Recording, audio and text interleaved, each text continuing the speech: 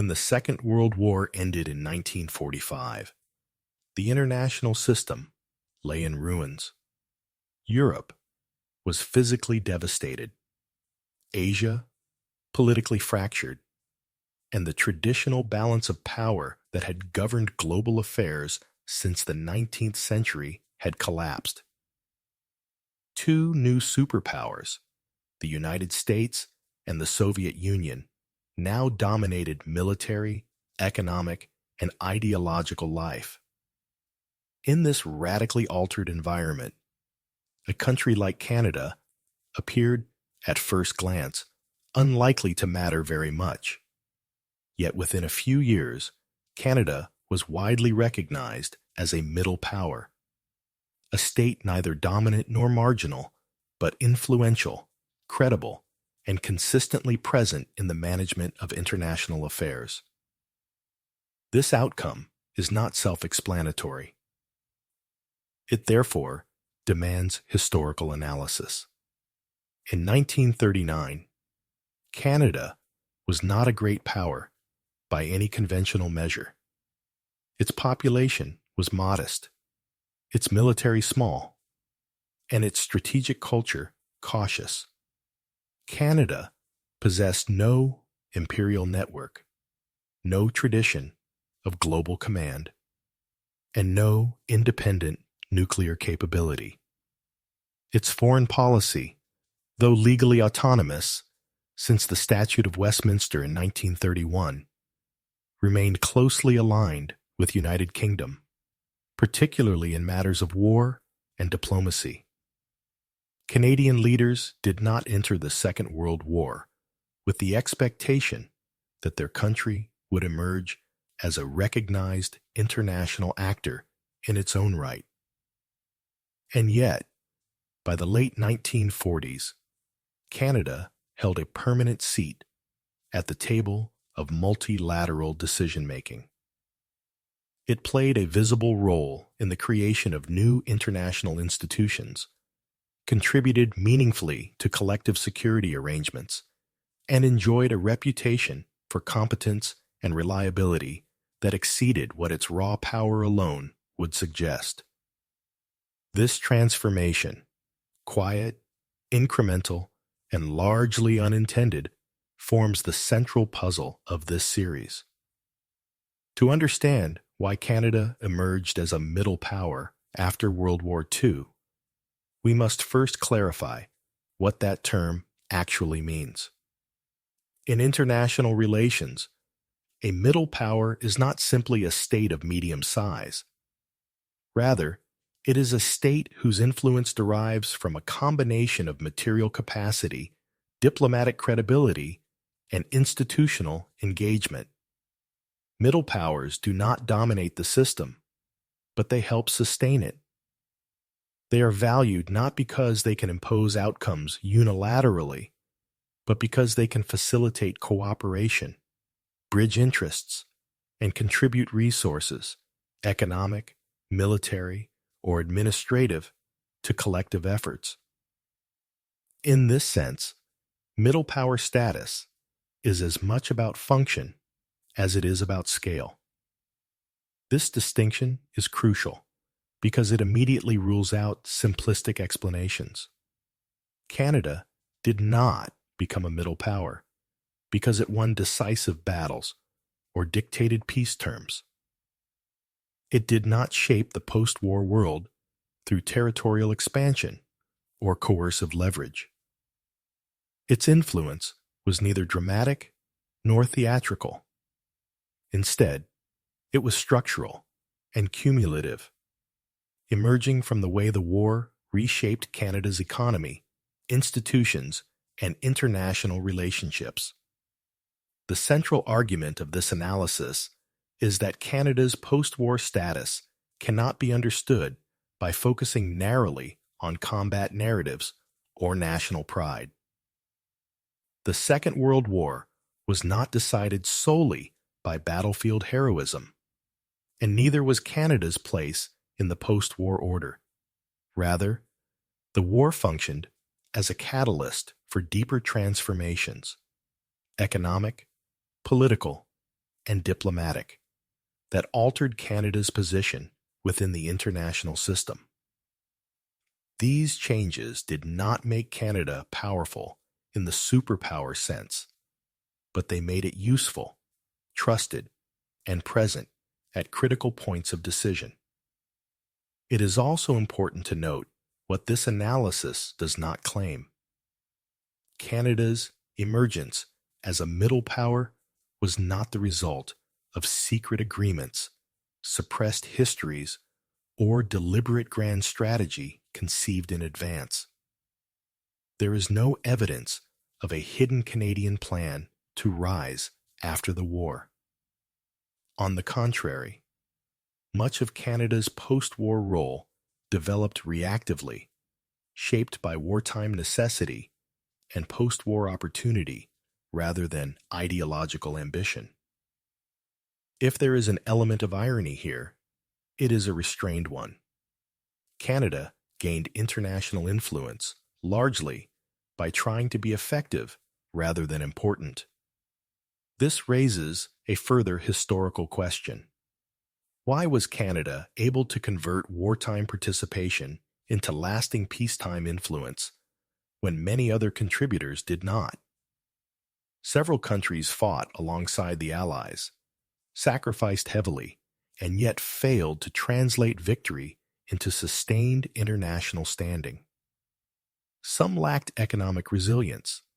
Others lacked political stability or institutional continuity. Canada's experience differed because the war altered its internal structures in ways that proved durable. The conflict expanded the Canadian state's administrative capacity, integrated its economy into global production networks, and accustomed its political leadership to operating within multinational coalitions. These were not temporary, wartime adaptations. They became permanent features of Canadian governance. Equally significant was Canada's geopolitical position. Situated between the declining imperial center of Britain and the rising continental power of the United States, Canada occupied a strategic space that required mediation rather than dominance. The war accelerated this role. As Britain's relative power waned and American leadership expanded, Canada learned, out of necessity, to navigate, translate, and occasionally reconcile the priorities of larger allies. This experience would later define its approach to post-war institutions and alliances. At the same time, Canada's distance from the main theaters of destruction shaped its post-war options. Unlike much of Europe or Asia, Canada emerged from the war physically intact. Its cities were not bombed, its infrastructure not shattered, its civilian population not displaced on a massive scale. This did not make the war less costly in human terms, but it did mean that Canada entered the post-war period with productive capacity, ready to be redirected rather than rebuilt. In a world desperate for reconstruction, this mattered greatly. Taken together, these factors suggest that Canada's emergence as a middle power was neither accidental nor inevitable. It was contingent, dependent on the specific ways in which the Second World War unfolded, and on how Canadian institutions adapted to the pressures of total war. The purpose of this opening section has been to frame that contingency, to explain why Canada's post-war status is not something we should take for granted, but something that requires careful historical explanation. If Canada's post-war influence cannot be explained by battlefield outcomes alone, it must be sought in the deeper structural changes produced by total war. Among these, none was more consequential than the transformation of Canada's economy. World War II did not merely increase production temporarily. It fundamentally altered the scale, complexity, and international integration of Canadian industry. This economic shift explains how Canada acquired the material credibility necessary to function as a middle power after 1945. Before the war, the Canadian economy remained heavily oriented toward primary production. Agriculture, forestry, mining, and hydroelectric power formed the backbone of national output. Manufacturing existed, but it was unevenly developed and often dependent on foreign capital, technology, and markets. Canada was prosperous by interwar standards, yet structurally peripheral, supplying raw materials to industrial center rather than shaping production systems itself. In strategic terms, this meant limited leverage. Economic influence follows capacity, and capacity depends on industrial depth. World War II changed this relationship with extraordinary speed. The demands of total war forced the Canadian state to mobilize resources on a scale previously unimagined. Within months of entering the conflict, Ottawa assumed an unprecedented coordinating role over production, finance, labor, and logistics. New agencies were created to direct output, allocate materials, and synchronize civilian industry with military needs. This was not simply emergency improvisation. It was the rapid construction of a modern managerial state. The logic was straightforward. Modern war required standardized, continuous, and predictable supply. Armies could not function on irregular shipments or artisanal production. They needed vehicles, aircraft, ammunition, ships, communications equipment, and spare parts in vast quantities, delivered reliably over long periods. Meeting these requirements compelled Canada to expand industrial capacity not incrementally, but systemically. Factories were built or converted across the country. Shipyards expanded along both coasts and inland waterways. Aircraft plants emerged where none had existed before. Rail networks were modernized to support heavy transport. Crucially, these developments were not isolated. They were integrated into a broader Allied production system, in which Canada became a key node rather than a peripheral supplier. By the mid-war years, Canada had become one of the world's leading producers of military equipment. It ranked among the top contributors of vehicles, aircraft, and naval vessels to the Allied war effort. More importantly, it developed the organizational expertise required to manage large-scale industrial coordination. Production schedules, quality control, labor relations, and financial oversight were handled with a level of professionalism that earned international trust. This trust mattered as much as output itself. Economic power in wartime is not measured solely by quantity produced, but by reliability under pressure. Allies needed to know that contracts would be fulfilled, standards maintained, and disruptions managed without collapse. Canada demonstrated this consistency throughout the war. Its industries were not immune to shortages or labor tensions, but the system as a whole proved resilient. From an Allied perspective, Canada became a dependable producer, predictable, adaptable, and administratively competent. There is a restrained irony here. Canada's economic power grew most rapidly, while the war was fought almost entirely beyond its borders. Unlike much of Europe or Asia, Canadian industrial centers were never subjected to sustained aerial bombardment. This absence of physical destruction was not a moral advantage, but it was a structural one. While other economies were forced into cycles of damage and repair, Canadian production expanded without interruption. The result was not only higher wartime output, but intact infrastructure ready for post-war use. The financial consequences were equally significant. Wartime production transformed Canada from a debtor nation into a net creditor. Large-scale exports, combined with disciplined fiscal management, strengthened Canada's balance of payments. By 1945, Canada possessed substantial foreign reserves and a reputation for financial stability. In a post-war world facing reconstruction, shortages, and currency instability, this position carried weight.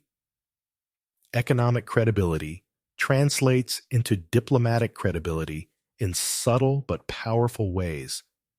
States that can contribute resources, capital, goods, expertise are taken seriously in international planning. They are consulted, included, and relied upon. Canada's wartime economic performance ensured that it would not be treated as a marginal participant in post-war discussions, despite its relatively small population. Equally important was the human dimension of this transformation. The war created a generation of Canadian administrators, engineers, planners, and managers accustomed to operating within complex, multinational systems. They negotiated contracts, coordinated supply chains, and solved logistical problems under intense constraints. These skills did not disappear in 1945. They flowed directly into post-war institutions, both domestic and international. Here, the connection between economics and diplomacy becomes clear. Middle powers require not only resources, but people capable of deploying those resources intelligently within cooperative frameworks. Canada emerged from the war with a cadre of professionals who understood how to work within alliances, how to balance national interests with collective goals. This capacity would later define Canada's approach to multilateral institutions. The transformation also altered Canada's economic relationship with both United Kingdom and United States. Britain, long the primary economic reference point, emerged from the war weakened and indebted. The United States, by contrast, became the dominant industrial and financial power. Canada found itself economically intertwined with both, yet subordinate to neither. This intermediary position, supplying, coordinating, and adapting, reinforced Canada's emerging role as a stabilizing partner rather than a dependent appendage. By 1945, then, Canada's economy was no longer simply productive. It was strategically relevant. The war had embedded Canadian industry within global systems of supply and reconstruction. It had produced credibility, expertise, and surplus capacity at precisely the moment when the international order was being rebuilt. These were the material foundations of middle power status. Economic transformation created the material foundations of Canada's post-war influence. But material capacity alone does not generate international standing. States must also possess the political authority and diplomatic infrastructure to act on their capabilities. World War II proved decisive in this respect. It accelerated Canada's transition from a dominion whose foreign policy largely followed imperial precedent into an autonomous actor, capable of independent judgment, negotiation, and initiative. This shift did not occur through a dramatic declaration or a single legal milestone. It emerged gradually under the pressure of wartime necessity. To understand the significance of this change, it is important to recall the limits of Canadian autonomy on the eve of war. Although the Statute of Westminster, 1931, had granted formal legislative independence, Canada's external relations remained deeply entangled with those of the United Kingdom. Diplomatic representation abroad was limited, strategic planning was closely coordinated with London, and the assumptions of imperial unity still shaped elite thinking. Independence existed in law, but not yet fully in practice. World War II disrupted this arrangement. The scale and complexity of the conflict required Canada to engage directly with allies on matters that could no longer be mediated exclusively through Britain. War production, logistics, finance, and continental defense demanded constant coordination with the United States, whose industrial and military power expanded rapidly after 1941. Geographic proximity made this unavoidable. Canada shared a continent with the world's largest emerging power, and wartime security blurred the distinction between domestic and foreign policy. As a result, Canadian officials began conducting sustained bilateral diplomacy with Washington on their own terms. Agreements on defense cooperation, industrial integration, and supply coordination required Canadian negotiators who could articulate national interests independently rather than simply transmit imperial positions. Over time, this necessity fostered a more confident and professional diplomatic culture. This process was neither confrontational nor ideological. Canada did not seek to distance itself from Britain out of resentment or ambition. Rather, circumstances made exclusive reliance on London impractical. Britain's wartime priorities increasingly focused on survival and European strategy, while Canada's immediate concerns involved continental defense, North American production chains, and transatlantic logistics. The divergence was functional, not emotional. Institutionally, the war prompted a rapid expansion of Canada's foreign service. New missions were established, staffing levels increased, and policy coordination mechanisms improved. Diplomacy ceased to be a marginal function of government and became a central instrument of national strategy. Canadian officials gained experience in multilateral settings, learning to operate within committees, planning groups, and joint boards where persuasion, expertise, and compromise mattered more than formal authority. One of the most significant consequences of this experience was psychological rather than legal. Canadian leaders became accustomed to making decisions that carried international consequences without deferring automatically to British judgment. This habit of independent assessment, developed quietly under wartime pressure, proved durable. By 1945, Canadian policymakers no longer saw autonomy as an abstract right, but as a practical responsibility.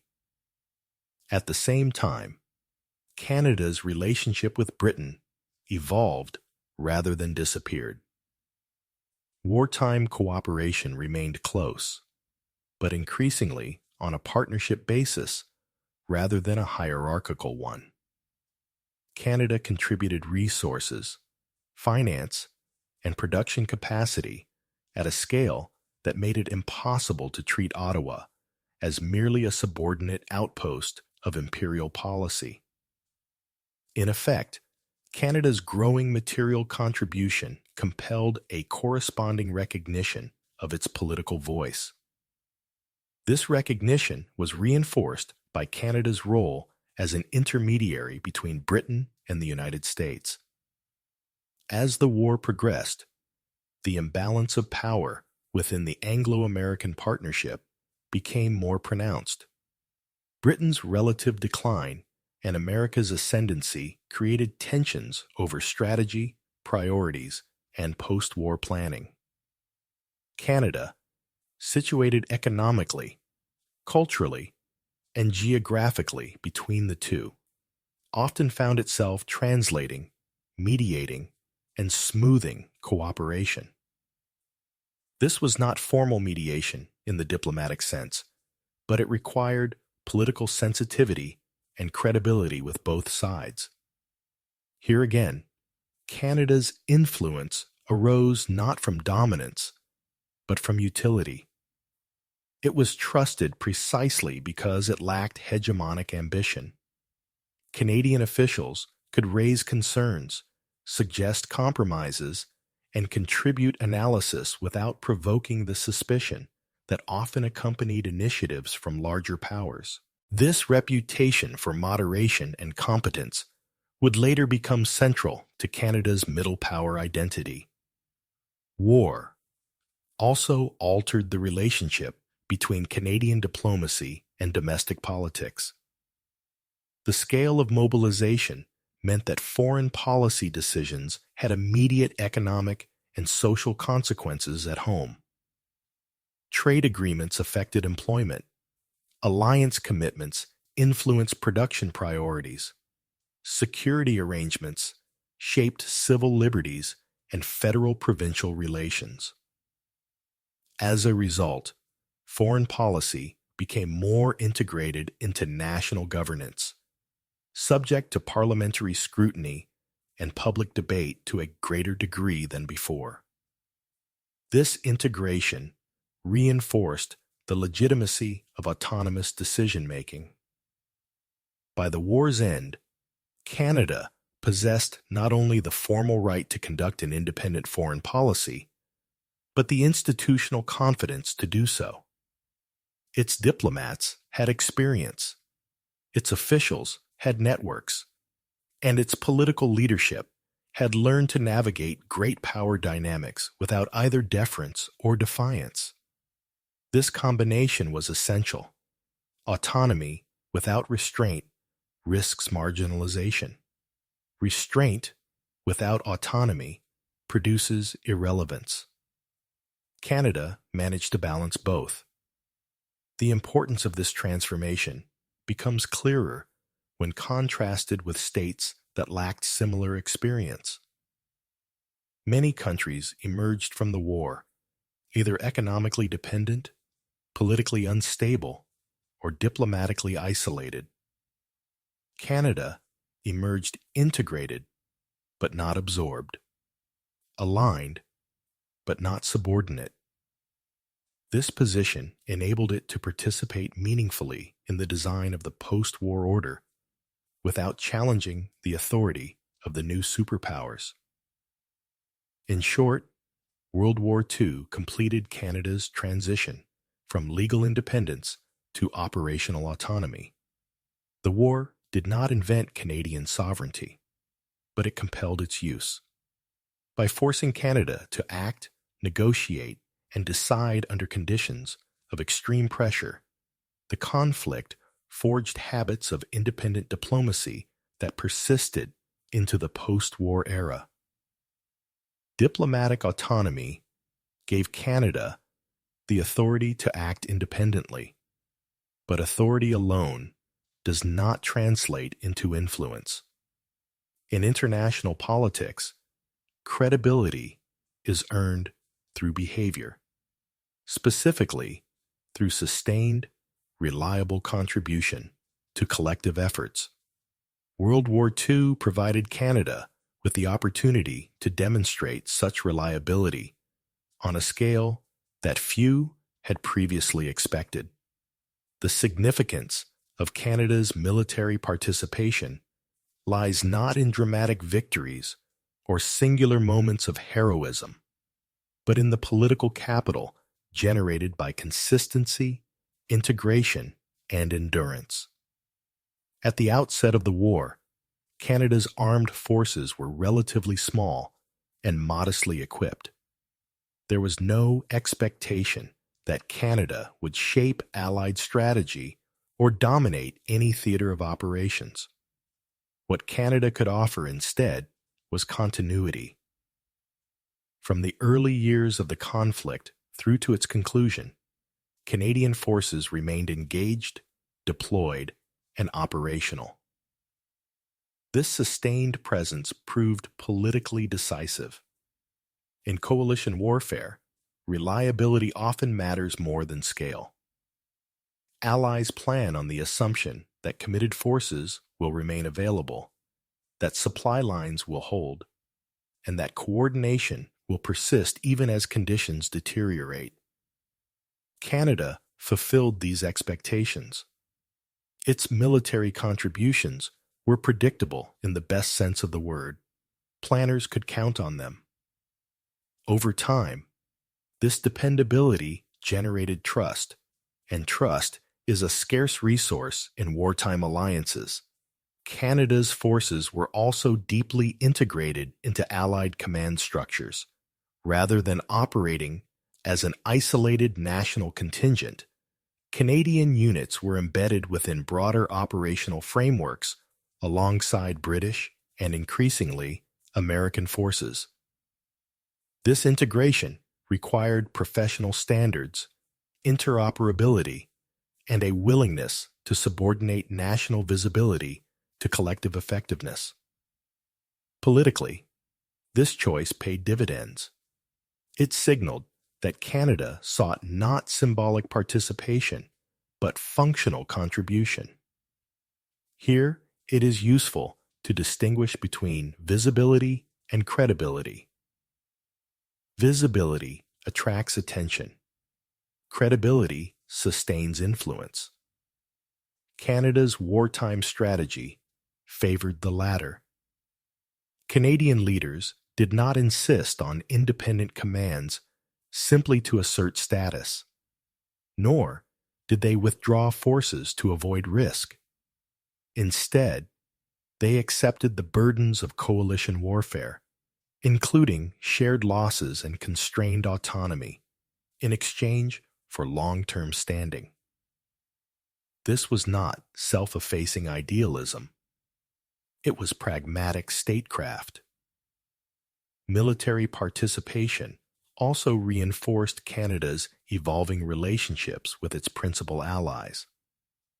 With the United Kingdom, Canada demonstrated that it was no longer merely an imperial reserve, but a capable partner whose forces could operate effectively across multiple theaters. With the United States, Canada proved itself a serious military collaborator, capable of meeting American standards of planning, logistics, and execution. These impressions mattered greatly in the post-war period, when alliance structures and leadership roles were being defined. Equally important was the administrative and logistical dimension of Canada's military effort. Modern warfare depends as much on organization as on combat. Canada's ability to train, equip, transport, and sustain forces over long distances reflected a level of institutional maturity that impressed allies.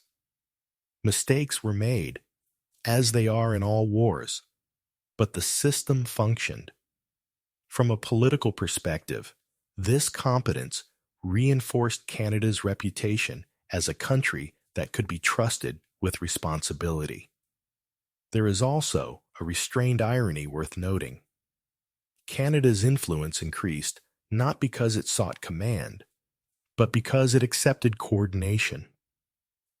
In a world where great powers often equated leadership with control, Canada demonstrated that influence could also arise from facilitating cooperation.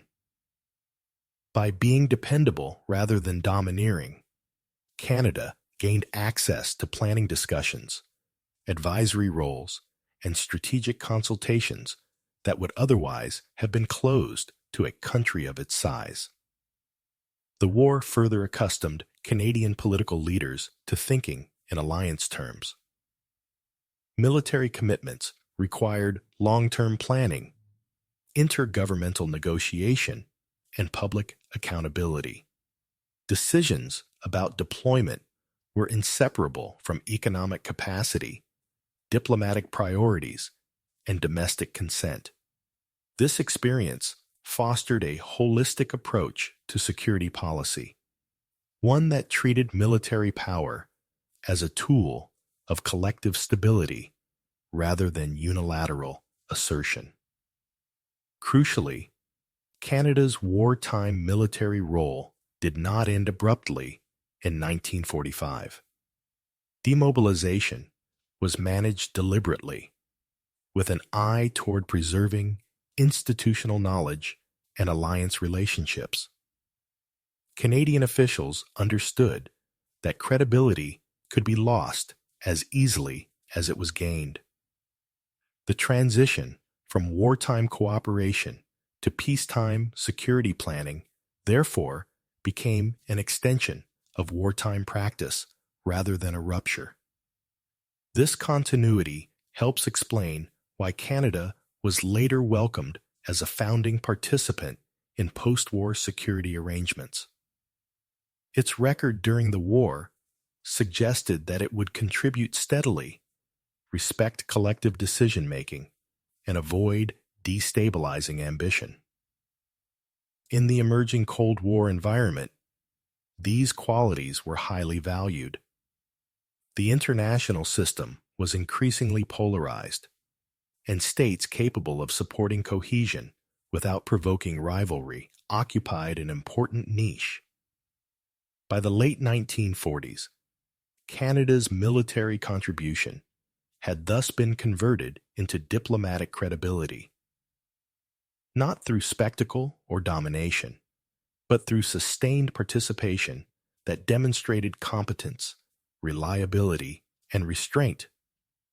This credibility reinforced Canada's ability to speak, to propose, and to mediate within international forums. It also complemented the economic and diplomatic transformations examined in earlier sections, forming a coherent foundation for middle power status.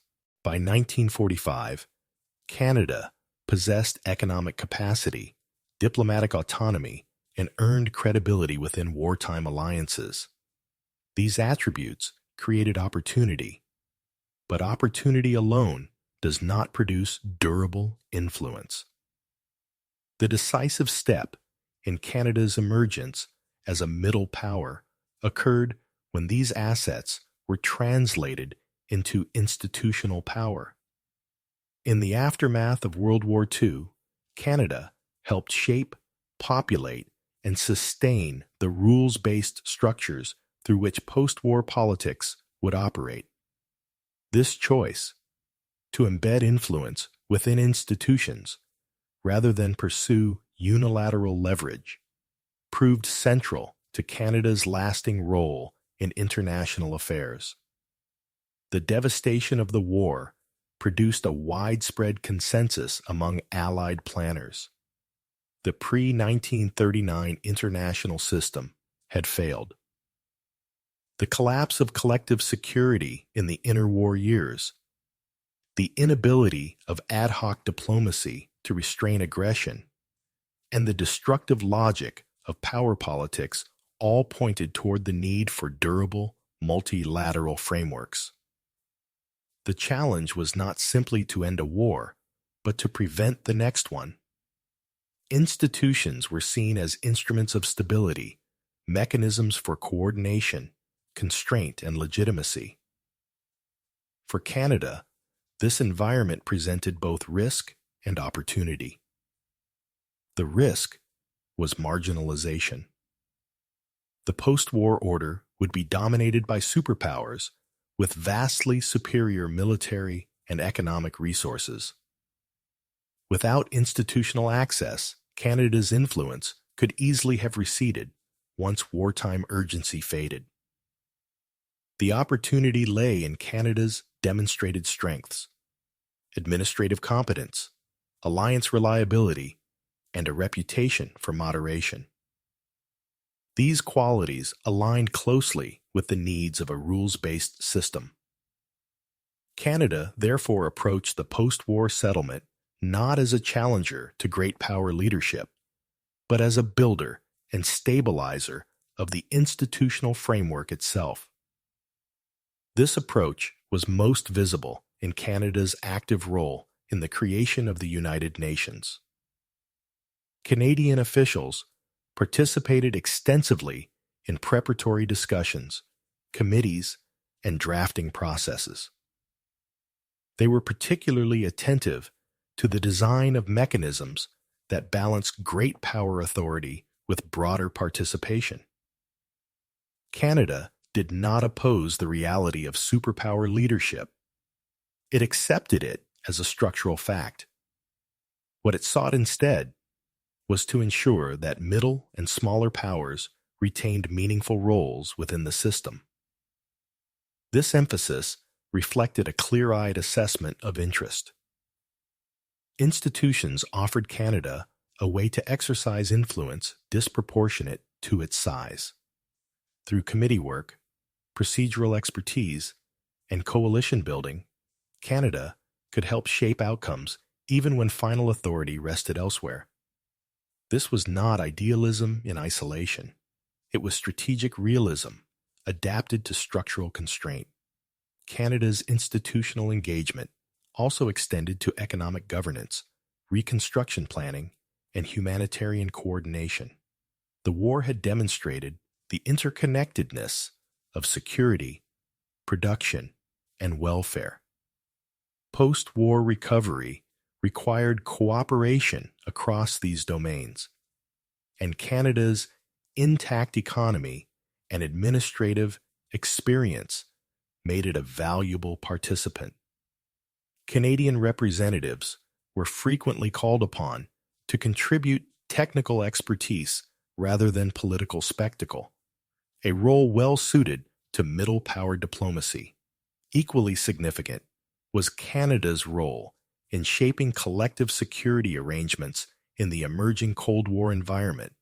As relations between former allies deteriorated, the need for structured defense cooperation in the North Atlantic region became increasingly clear. Canada approached this challenge with caution. It recognized both the necessity of deterrence and the dangers of rigid bloc politics. Canada's participation in the founding of NATO reflected this balance.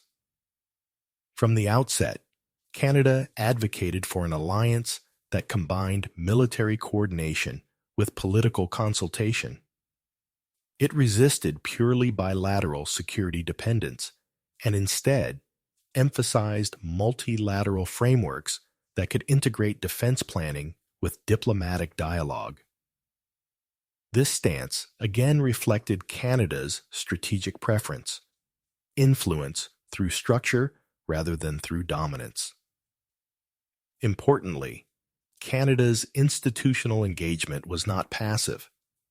It invested personnel, resources, and sustained attention in the functioning of these organizations.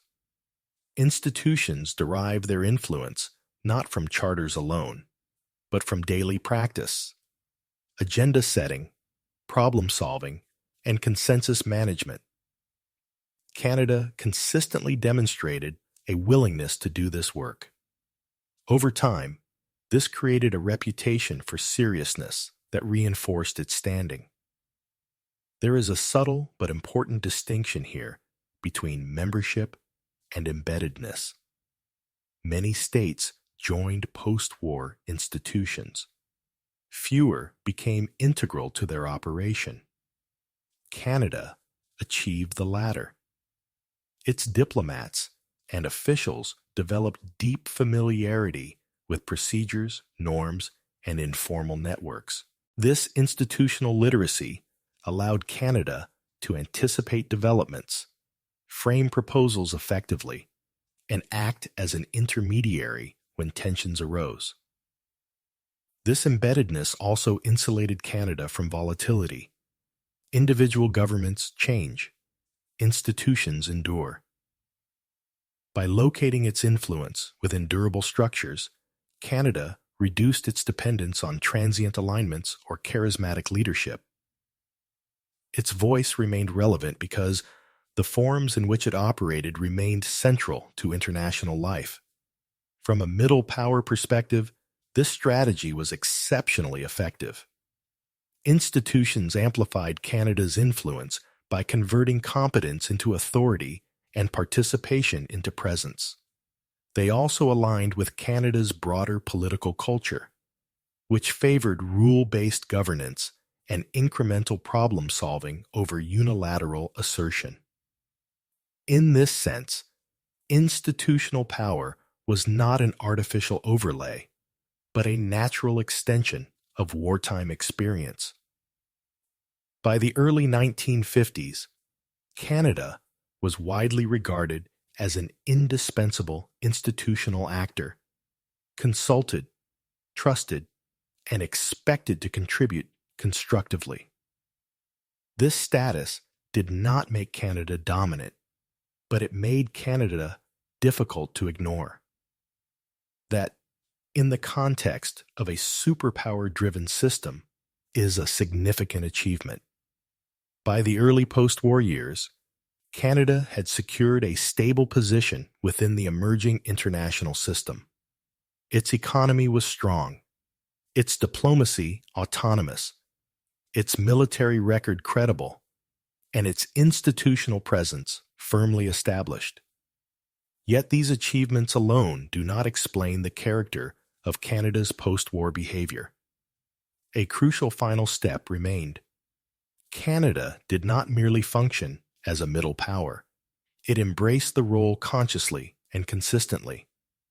This decision shaped how Canada used influence, how it was perceived by others, and why its position proved resilient over time. In international politics, identity matters. States act not only according to capability, but according to how they understand their role in the system. After 1945, Canada faced a strategic choice. It could attempt to translate wartime success into a more assertive, status-seeking posture. Or it could define its influence through facilitation, mediation, and institutional leadership. Canada chose the latter, not out of moral abstraction, but out of sober assessment. The logic behind this choice was clear. Canada lacked the material resources to compete with superpowers on their own terms. It also lacked the incentive.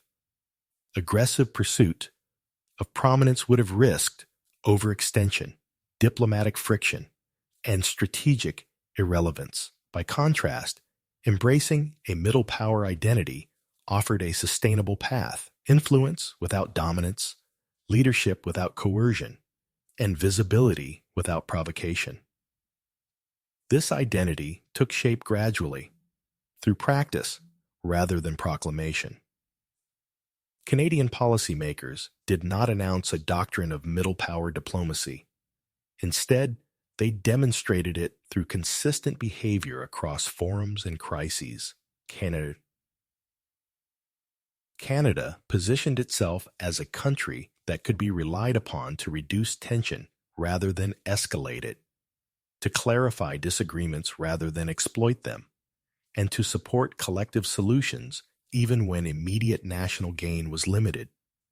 Mediation became a defining feature of this approach. Canada did not claim neutrality in the Cold War sense. It was firmly embedded in Western alliances. Yet it also recognized that alliances require internal cohesion as much as external deterrence. Canadian diplomacy therefore focused heavily on alliance management, resolving disputes among partners, smoothing coordination problems, and maintaining dialogue when relations were strained. This role rarely attracted headlines, but it generated trust. Here, a restrained irony emerges. Canada's influence increased precisely because it avoided the trappings of power politics. In an era marked by ideological confrontation and military escalation, Canada's reputation for restraint made it a valuable interlocutor. It could raise concerns without appearing threatening and propose compromises without being dismissed as self-interested. This did not mean Canada lacked principles. Rather, it pursued them through persuasion rather than pressure.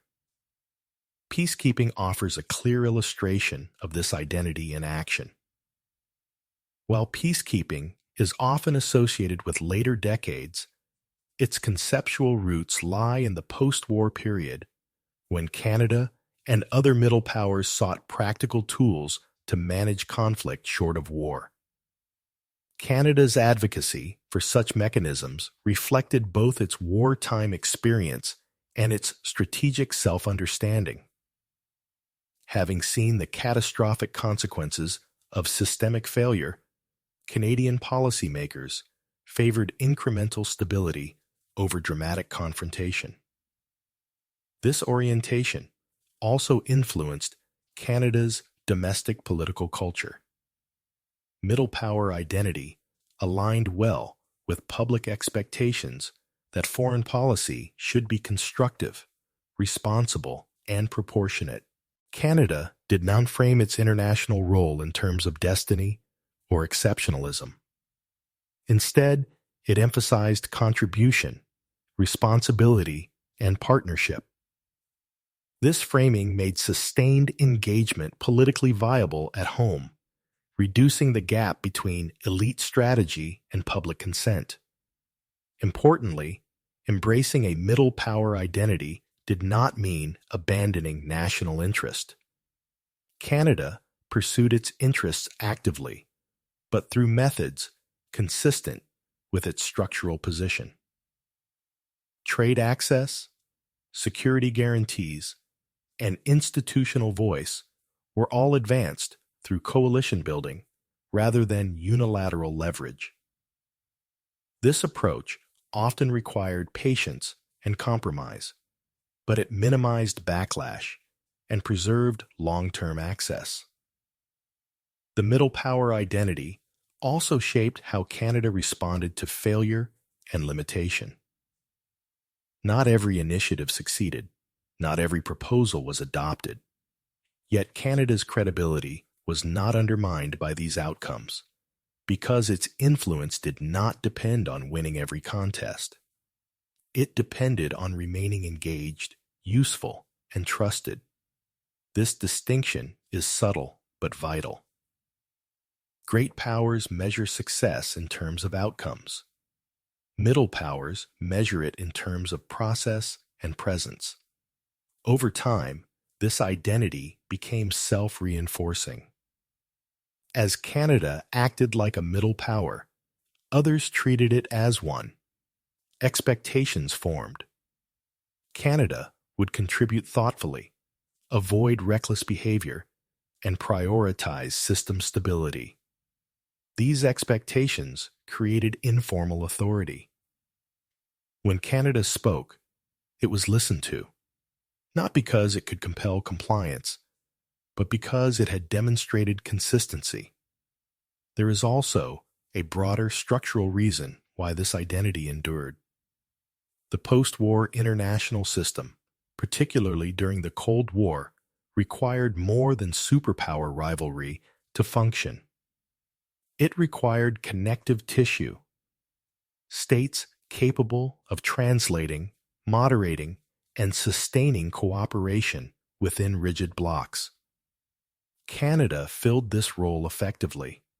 Its middle power identity was not an anomaly. It was a response to systemic demand.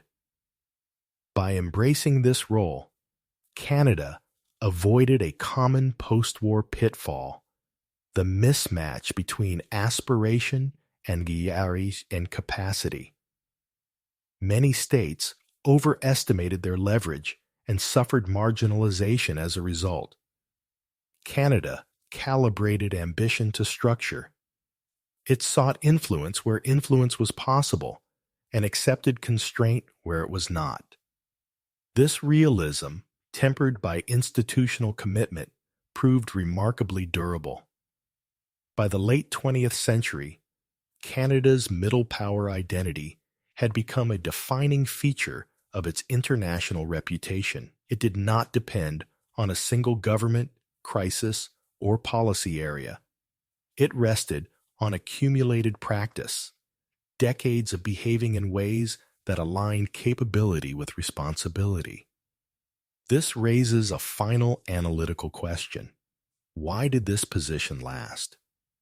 Why did Canada's middle power status, forged in the aftermath of World War II, persist rather than erode? Canada's emergence as a middle power after World War II was neither a temporary anomaly nor a product of fleeting post-war goodwill. It proved durable because it rested on structural foundations laid during the war and reinforced by consistent choices afterward. To understand why this position endured, we must move beyond individual policies or personalities and examine the deeper patterns that shaped Canada's long-term role in the international system. The first and most fundamental reason for endurance lies in path dependence. World War II did not simply expand Canada's capabilities. It set Canada on a trajectory that made certain behaviors more likely and others less attractive.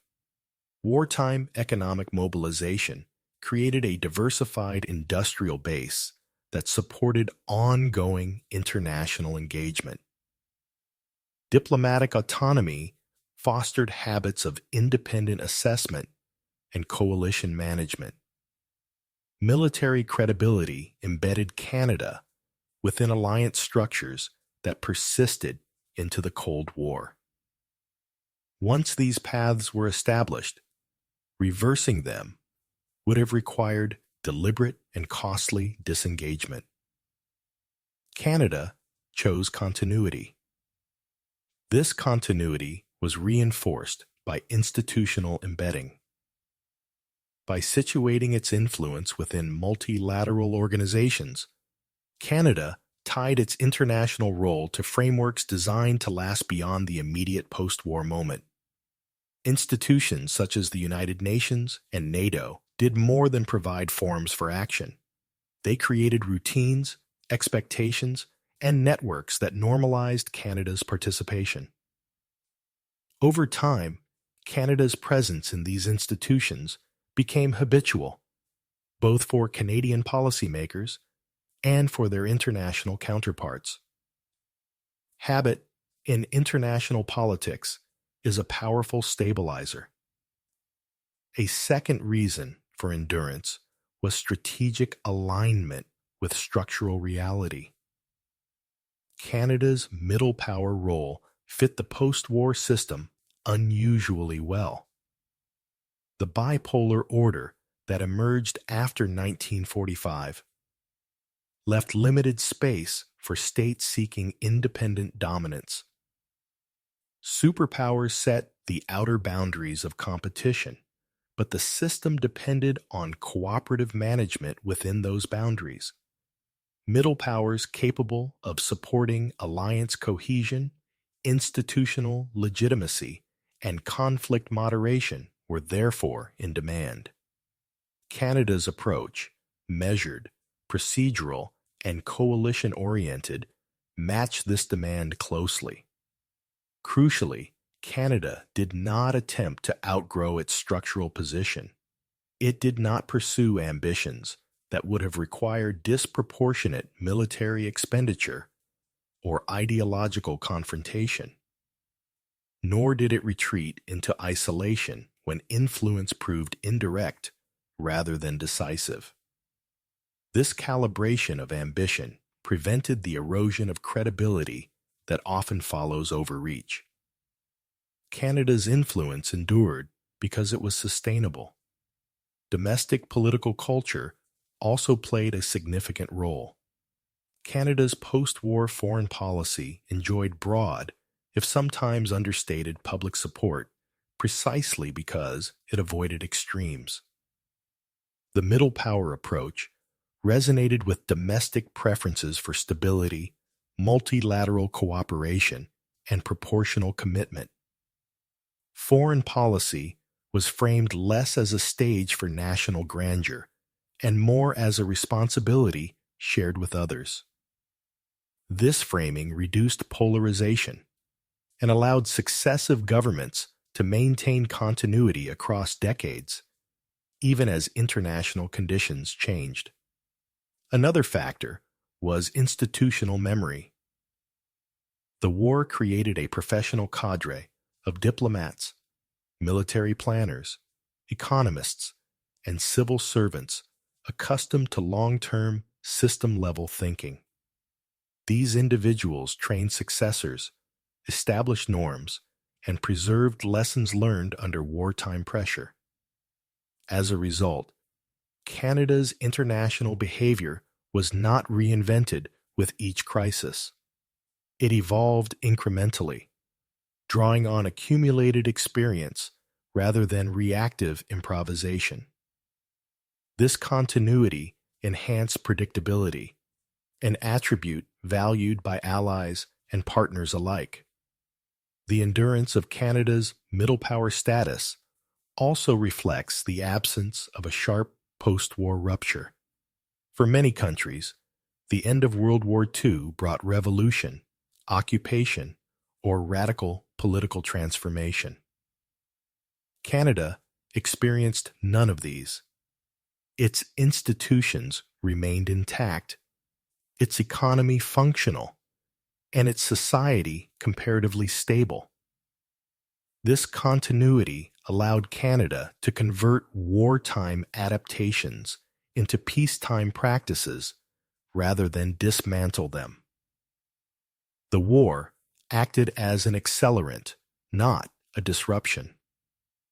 It is important, however, not to romanticize this outcome. Canada's middle power role imposed constraints as well as opportunities. Influence exercised through institutions is inherently indirect. It requires patience, compromise, and acceptance of outcomes shaped by larger actors. Canada did not always achieve its preferred results, and its proposals were sometimes sidelined. Endurance did not mean control, it meant relevance. Here, a final restrained irony emerges. Canada's post-war position endured not because it was dramatic, but because it was useful.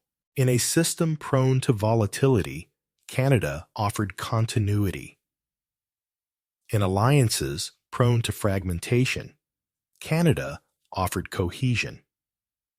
In institutions prone to paralysis, Canada offered procedural competence. These qualities rarely command attention in moments of crisis, but they matter profoundly over time. From a historical perspective, this endurance challenges conventional narratives of power. It suggests that influence need not be measured solely in terms of coercion or command. It can also be measured in terms of participation, reliability, and the capacity to sustain systems that others depend upon. Canada's experience after World War II illustrates this alternative logic with unusual clarity. Looking back, it becomes clear that World War II did not elevate Canada suddenly into a new category of power. Rather, it revealed and reinforced capacities that had previously been latent. The war forced Canada to act at scale, to coordinate across borders, and to accept responsibility commensurate with its capabilities. When the war ended, those capacities did not disappear. They became the basis of a stable international role. In this sense, Canada did not rise after World War II in the dramatic fashion often associated with great powers. It emerged, gradually, structurally, and durably, as a middle power. That emergence was shaped by choices made under pressure, sustained by institutions built in response to failure, and maintained by a political culture that valued contribution over spectacle. The historical consequence of these choices is a country that has remained consistently present in international affairs, even as the global system has evolved. Canada's middle power status has adapted to new challenges, from decolonization to globalization, without losing its core characteristics. This adaptability is itself a legacy of the Second World War, which taught Canada not how to dominate, but how to endure. If you found this series informative, you are invited to follow, share your thoughts in the comments, or explore the next video, where we examine how Canada's middle power role evolved during the Cold War and beyond.